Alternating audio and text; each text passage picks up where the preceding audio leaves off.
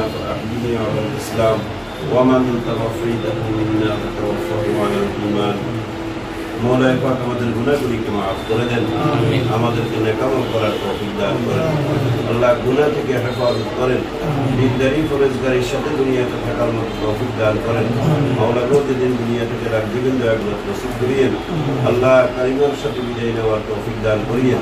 যেদিন দুনিয়া থেকে ডাক দিবেন শয়তানকে দূরে রেখে কালিমার সাথে বিদায়ের তৌফিক দান করেন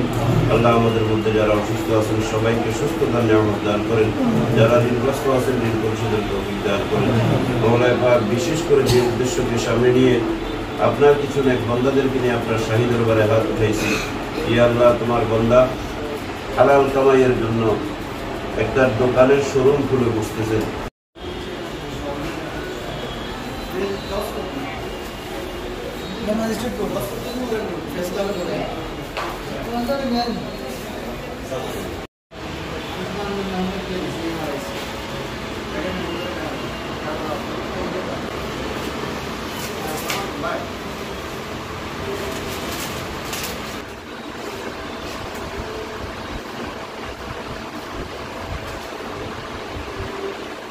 পরিষদের